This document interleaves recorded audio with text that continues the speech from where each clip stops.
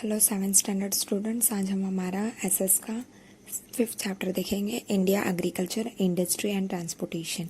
हमारे इंडिया जो है वो एग्रीकल्चरल कंट्री है। About 75% of people agricultural activities में एंगेज्ड है।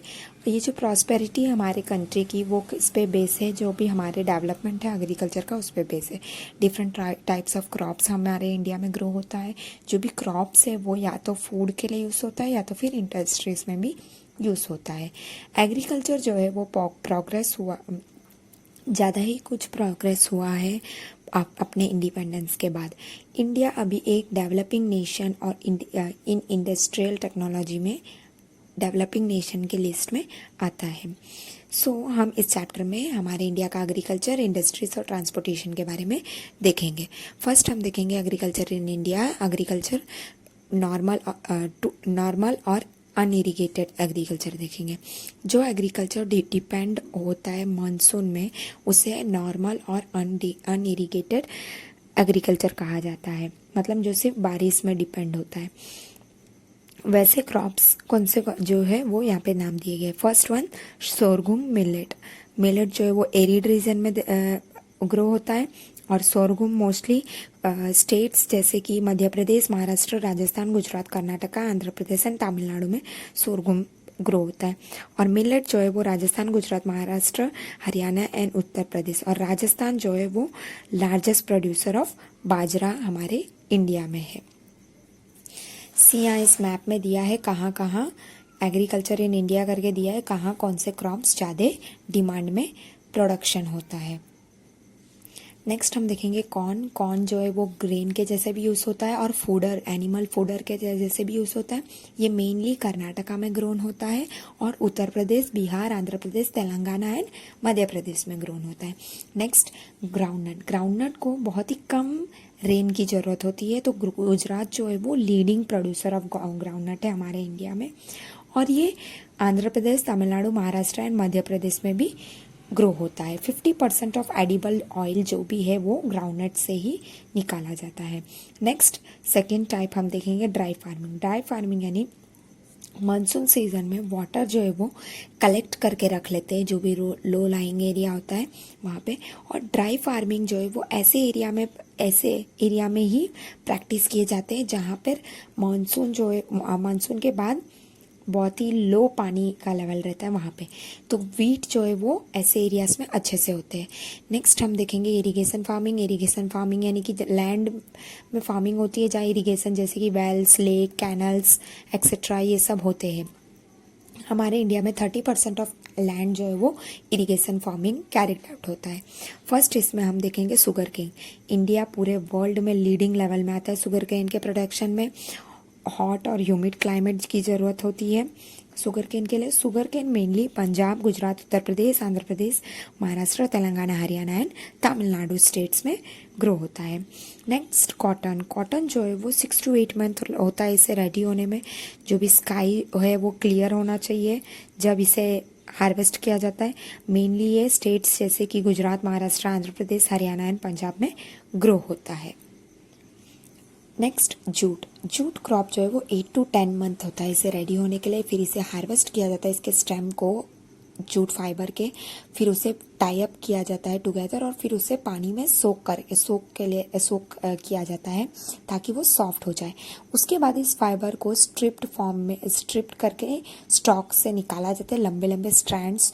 उसे क्लियरली वॉश किए जाते हैं रनिंग वाटर में। उसके बाद इसे हंग अप करके सुखा दिए जाते हैं थैच्ड रूफ में ड्राई ताकि वो ड्राई हो जाए।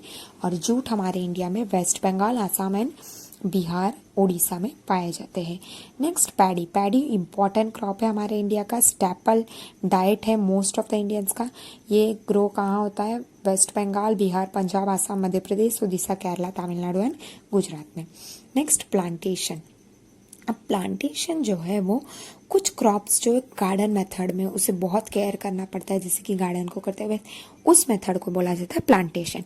इसमें T, coffee, fruit, ऑर्चार्ड्स, vegetable, coconut palm etcetera ये सारे आ जाते हैं। फर्स्ट यहाँ पे टी का दिया है।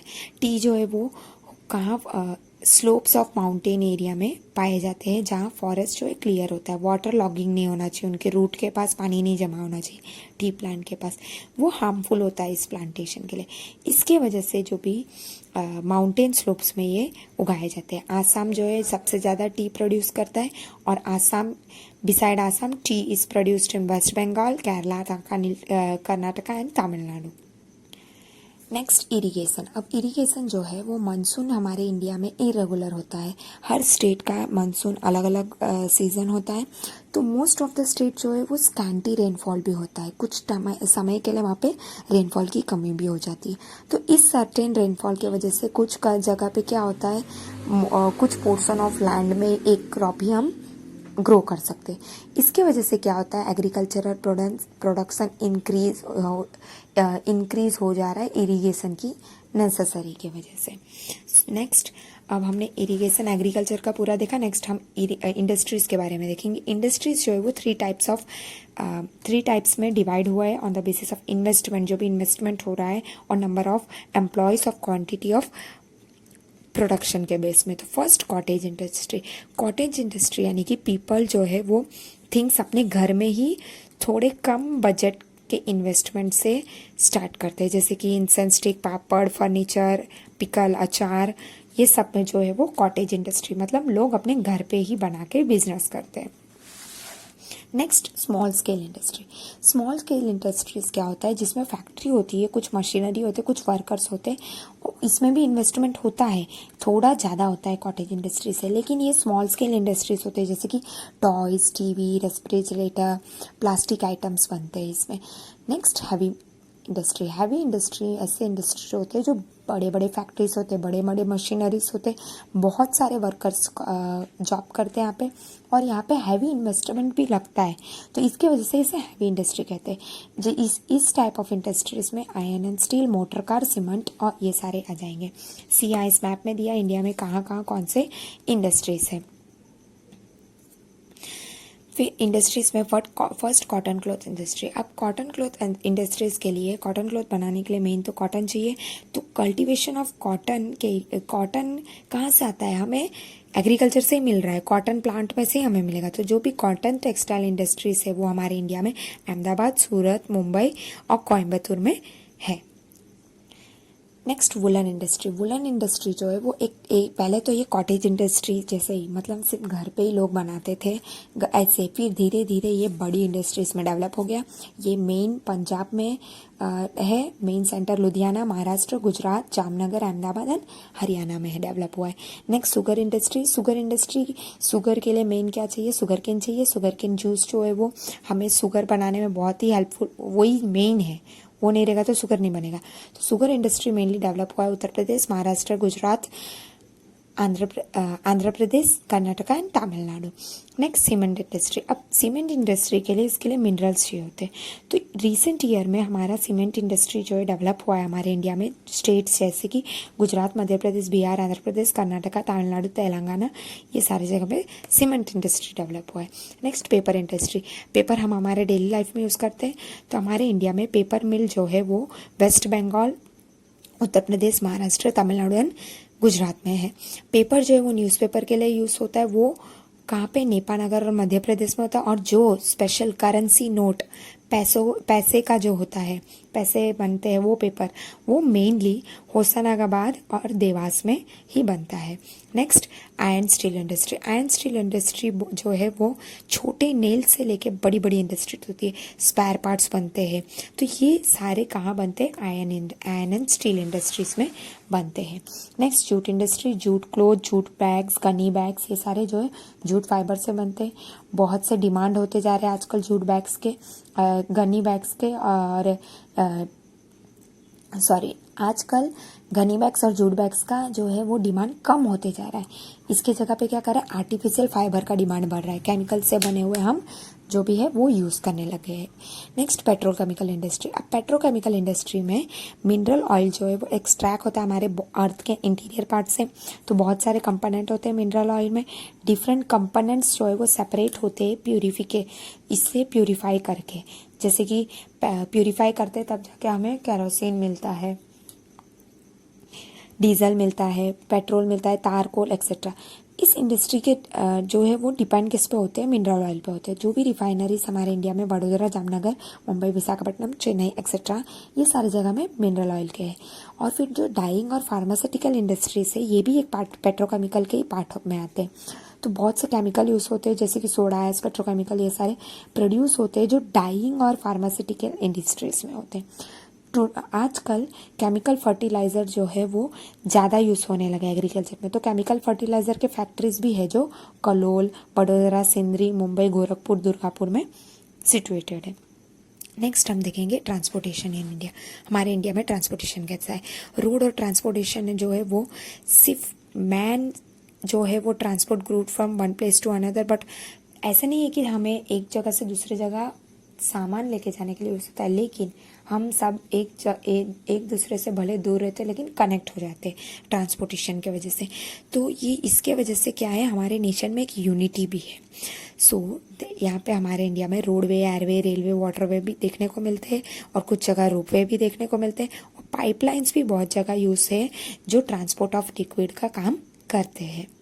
इस मैप में यहाँ पे इंडिया के रोडवे ऑफ इंडिया का यहाँ पे दिया है। नेक्स्ट रोडवे जो है वो हमारा यूनिक फीचर है हमारे नेशन का। इक्वली बेनिफिट भी मिलता है हमें।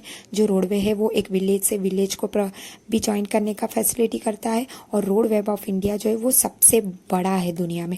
पूरे दुनिया में सबसे बड़ा रोड वेब जो है वो हमारे इंडिया का ही है।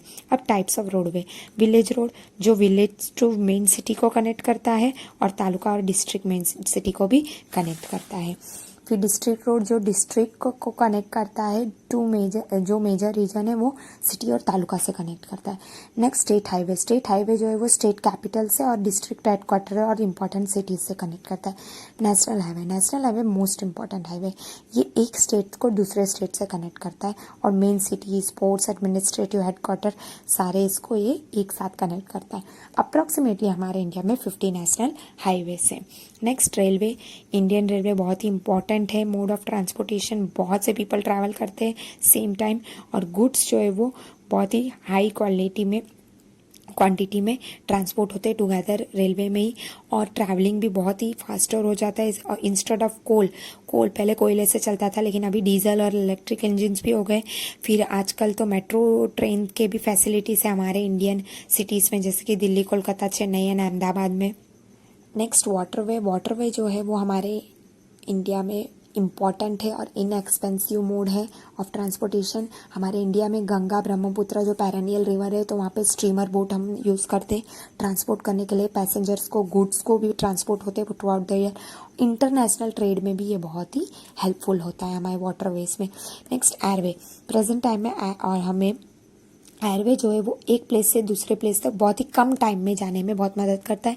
तो एयरपोर्ट जो है वो सेफ टेक ऑफ और लैंडिंग ऑफ एरोप्लेन के लिए बहुत ज़रूरी है। इंटरनेशनल एयरपोर्ट हमारे इंडिया में अहमदाबाद, मुंबई, दिल्ली, कोलकाता, चेन्नई, तिरुवनंतपुरम और भी जगह पे हैं। फिर इंडियन एयरलाइंस जो है वो सर्विस प्रोवाइड करता है जो डोमेस्टिक ट्रैवल, और एयर इंडिया जो है वो इंटरनेशनल लेवल में प्रोवाइड करता है। और इसके अलावा प्राइवेट एयरलाइन बहुत से हैं जो important means of travel by air हमारे इंडिया में यूज़ होता है। नेक्स्ट रोपवे जो है वो माउंटेनियस रीजन में देखने को मिलता है जहाँ रेलवे और रोड नहीं कंस्ट्रक्ट किया जाता है, डेंजर हो सकता है, तो उसके वजह से रोपवे कंस्ट्रक्ट किया जाता है।